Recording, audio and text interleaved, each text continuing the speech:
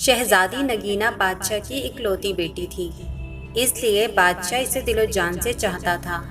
وہ نہایت حسین و جمیل اور عقل مند تھی۔ جب وہ بڑی ہوئی تو بادشاہ اور ملکہ کو اس کی شادی کی فکر لاحق ہوئی۔ اسی دوران اس کے لیے 2 شہزادوں کے رشتے بھی آ گئے۔ بادشاہ کو فیصلہ کرنا دشوار ہو گیا۔ اس نے ملکہ سے بھی مشورہ کیا مگر وہ بھی کسی نتیجے پر نہیں پہنچ سکی، اس لیے یہ معاملہ حل نہ ہو سکا۔ وہ دونوں پڑوسی ملکوں کے شہزادے تھے۔ ایک شہزادے کا نام شاندار تھا اور وہ نہایت نیک، عقل مند، بہادر اور بہت ہی خوبصورت بھی تھا۔ دوسرے شہزادے کا نام دلشاد تھا۔ وہ نہ تو نیک تھا اور نہ ہی عقل مند اور نہ ہی بہادر۔ اس نے چپکے دل میں یہ سوچ لیا تھا کہ شہزادی نگینہ سے شادی کرنے کے بعد کوئی نہ کوئی سازش کر کے وہ بادشاہ کے تخت پر بھی قبضہ کر لے گا۔ چونکہ شادی پوری زندگی کا معاملہ ہوتی ہے، اس لیے ملکہ نے فیصلہ کیا کہ وہ اس سلسلے میں شہزادی نگینہ سے اس کی رائے معلوم کرے گی، اور شہزادی نگینہ جس شہزادے کو بھی پسند کر لے گی اس شہزادے سے اس کی شادی کروا دی جائے گی۔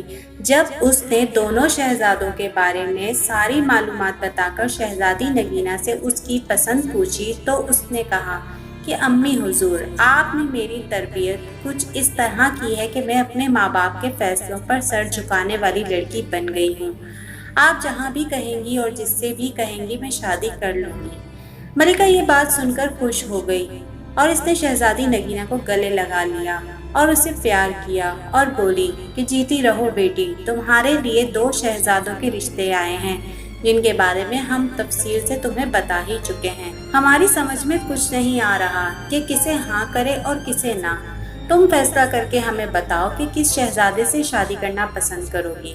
شہزادی نے کہا کہ امی حضور، شادی کے لیے آپ کا جو فیصلہ ہوگا مجھے منظور ہوگا۔ شہزادی نگینہ نے دھیرے سے اپنی بات دہرائی۔ کہہ تو رہی ہوں کہ ہماری سمجھ میں کچھ نہیں آ رہا، ملکہ نے قدرے جھنجھلا کر کہا۔ شہزادی نگینہ کچھ سوچ کر بولی، تو پھر ٹھیک ہے، میں اس شہزادے سے شادی کروں گی جو میری 3 شرطیں پوری کرے گا۔ ملکہ نے حیرانی سے پوچھا، وہ شرطیں کیا ہیں؟ شہزادی بولی کہ میری پہلی شرط یہ ہے کہ وہ اس تالاب میں تیر کر دکھائے جس میں آدم خور مگرمچھ رہتا ہے۔ میری دوسری شرط یہ ہے کہ وہ چاولوں سے بھری ایک پوری دیگ کھائے، اور میری تیسری اور آخری شرط یہ ہے کہ وہ سوتا ہوا گھوڑا لائے اور اس پر سواری کر کے دکھائے۔ شہزادی نگینہ نے مسکراتے ہوئے اپنی تینوں شرطیں ملکہ کو بتا دی۔ ملکہ اسے حیرت سے گھورنے لگی اور پھر اٹھتے ہوئے بولی، اس کا مطلب ہے کہ تم شادی کرنا ہی نہیں چاہتی ہو۔ کوئی بھی تمہاری یہ عجیب و غریب شرطیں پوری نہیں کر سکے گا۔ تمہیں پتا ہے کہ تالاب کا آدم خور مگرمچھ کتنا خوفناک اور کتنا بڑا ہے، اور کس میں ہمت ہے بھلا کہ وہ اس تالاب میں تیر کر دکھائے؟ پھر کون سا شہزادہ دیگ بھر چاول کھا سکے گا؟ شہزادے تو ویسے بھی نرم و نازک ہوتے ہیں، تھوڑا سا ہی کچھ کھا لیں تو ان کا پیٹ بھر جاتا ہے، اور سوتے ہوئے گھوڑے پر بھلا کون سواری کر کے دکھائے گا تمہیں؟ گھوڑا سوئے گا یا بھاگتا پھرے گا؟ ملکہ کی باتیں سن کر شہزادی مسکرانے لگی۔ اسے مسکراتا دیکھا تو ملکہ کو تھوڑا غصہ آ گیا، اس لیے وہ خفگی سے اٹھ کر بادشاہ کے پاس چلی آئی اور اس سے اس کی لاڈلی بیٹی کے بارے میں شکایت کی۔ ملکہ کی بات سن کر بادشاہ کے چہرے پر مسکراہٹ پھیل گئی۔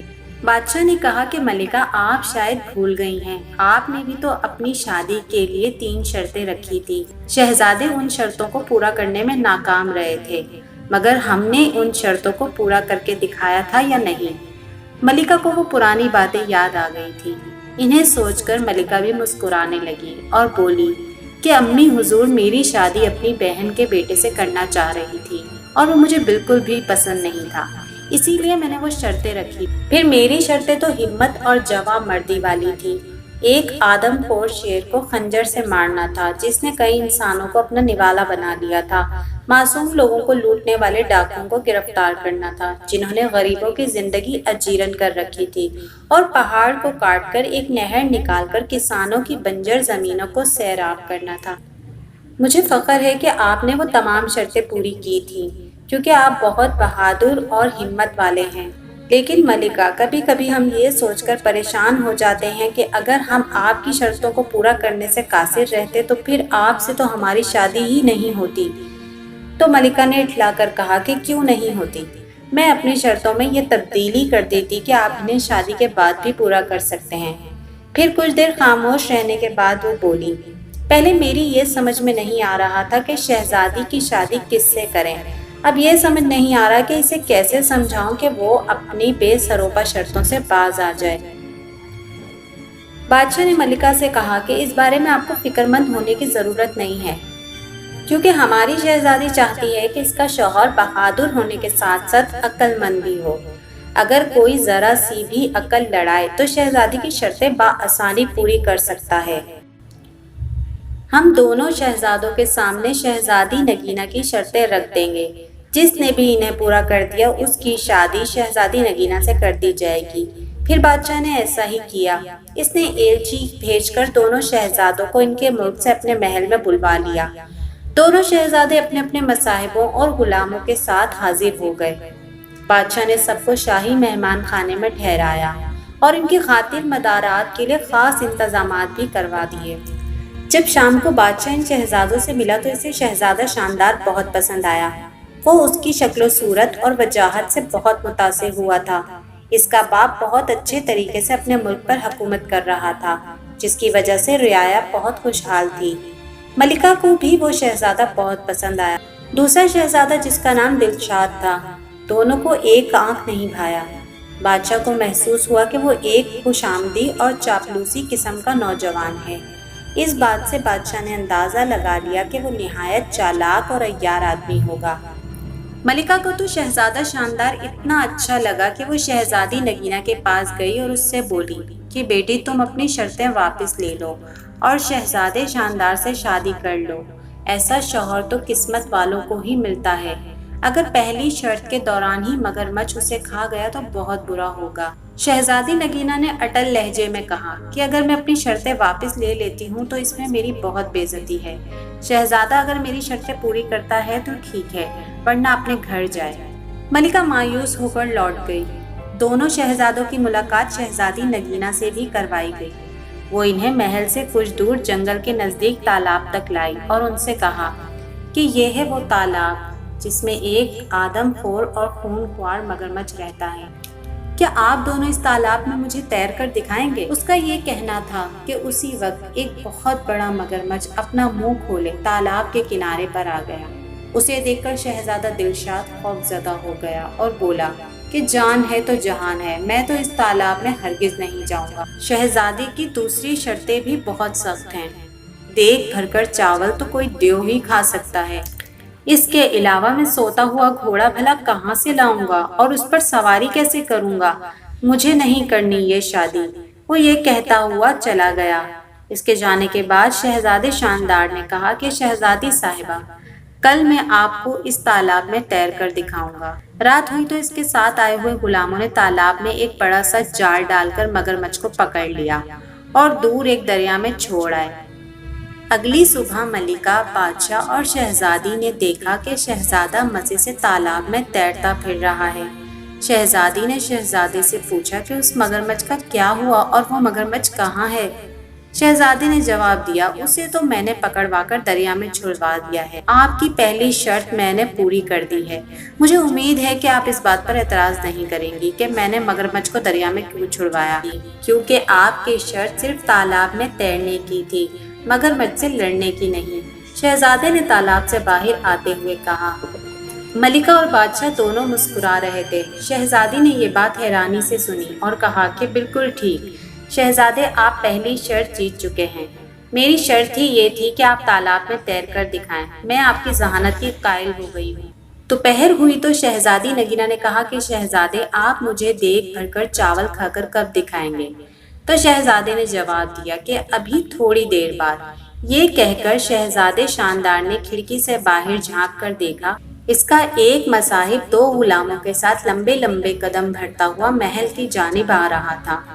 شہزادہ شاندار بادشاہ سے اجازت لے کر باہر نکلا اور اپنے مصاحب سے کوئی چیز لے کر اپنی جیب میں رکھی اور واپس آ گیا۔ اتنی دیر میں ملازموں نے دسترخوان چن دیا۔ وہ اپنے ساتھ چاولوں کی ایک بڑی سی دیگ بھی لے کر آئے تھے، جسے انہوں نے دسترخوان کے بیچوں بیچ رکھ دیا تھا۔ دیگ کو دیکھ کر بادشاہ کے چہرے پر فکر مندی کے آثار نظر آئے۔ بادشاہ نے شہزادے سے کہا کہ کیوں میاں شہزادے، آپ کھا لیں گے یہ دیگ بھر کر چاول؟ ایک دیگ کیا، میں تو 2 دیگیں بھی کھا سکتا ہوں، شہزادے نے جواب دیا۔ یہ کہہ کر شہزادے شاندار نے اپنی جیب سے ایک نہایت چھوٹی سی دھاتی دیگ نکالی، جو اس کے ملازم بازار سے خاص طور سے بنوا کر لائے تھے۔ اس نے اسے چاولوں سے بھرا اور شہزادی نگینہ کے سامنے پوری دیگ چٹ کر گیا۔ شہزادی صاحبہ، آپ کی دوسری شرط بھی پوری ہو گئی ہے، میں نے دیگ بھر کر چاول کھا لیے ہیں۔ اس کی بات سن کر شہزادی نگینہ ہنس ہنس کر لوٹ پوٹ ہو گئی۔ بادشاہ نے ملکہ سے کہا کہ بیگم، اب اپنی بیٹی کی شادی کی تیاریاں شروع کر دو۔ مجھے تو یوں لگ رہا ہے کہ یہ شہزادے میاں تو سوتے ہوئے گھوڑے پر بھی سواری کر کے دکھا دیں گے۔ شام کو بادشاہ، ملکہ اور شہزادی نگینہ اپنے باغ میں چہل قدمی کر رہے تھے کہ اچانک انہوں نے شہزادے شاندار کو ایک گھوڑے کے ساتھ آتے دیکھا۔ وہ قریب آیا تو بولا، شاندار بیٹے، یہ گھوڑا لیے کہاں پھر رہے ہو؟ شہزادے شاندار نے بڑے فخر سے بتایا کہ یہ گھوڑا نہایت قیمتی ہے، میں اسے منڈی سے خرید کر لایا ہوں۔ اس کے مالک نے مجھے بتایا تھا کہ یہ حاتم طائی کے گھوڑوں کی نسل سے ہے۔ اس کا تو میں نے ایک بڑا اچھا سا نام بھی رکھ لیا ہے۔ گھوڑا واقعی بہت خوبصورت تھا۔ شہزادی نگینہ کو بھی بے حد پسند آیا۔ اس کا رنگ ہلکا کتھئی تھا، اس کی گردن پر بڑی بڑی چمکدار ایال بھی تھی۔ شہزادی نے شہزادے سے پوچھا کہ شہزادے، کیا نام رکھا ہے آپ نے اس کا؟ شہزادی صاحبہ، میں نے اس کا نام رکھا ہے سوتا ہوا گھوڑا۔ چونکہ یہ میرا گھوڑا ہے، میں جو بھی اس کا نام رکھوں میری مرضی۔ اب میں آپ کو سوتے ہوئے گھوڑے پر سوار ہو کر دکھاؤں گا تاکہ آپ کی تیسری شرط پوری ہو سکے۔ یہ کہہ کر شہزادہ شاندار رکاب میں پاؤں ڈال کر گھوڑے پر سوار ہو گیا اور ایڑ مار کر اسے دوڑاتا ہوا باغ کا ایک چکر لگا کر دوبارہ ان لوگوں کے پاس آ گیا۔ یہ سب دیکھ کر ملکہ اور بادشاہ کا ہنستے ہنستے برا حال ہو گیا تھا۔ شہزادی نگینہ بھی مسکرانے لگی تھی۔ کچھ دیر بعد وہ بولی، ابا حضور، ہم چاہتے تھے کہ ہماری شادی ایک ایسے شہزادے سے ہو جو بہادر ہونے کے ساتھ ساتھ عقل مند بھی ہو۔ ہم نے اپنی شرطیں اسی لیے رکھی تھیں کہ انہیں پورا کرنے والے کی ذہانت کا امتحان ہو سکے۔ خدا کا شکر ہے کہ ہمیں ایسا شہزادہ مل گیا ہے۔ اس کی بات سن کر بادشاہ اور ملکہ نے سکھ کا سانس لیا۔ تھوڑے دنوں کے بعد ہی دونوں کی خوب دھوم دھام سے شادی ہو گئی اور وہ دونوں ہنسی خوشی رہنے لگے۔ جو کیسی لگی آپ کو شہزادی نگینہ کی کہانی؟ تو اگلی ویڈیو تک اپنا بہت سارا خیال رکھیے گا۔ تو ملتے ہیں اگلی ویڈیو میں۔ اللہ حافظ۔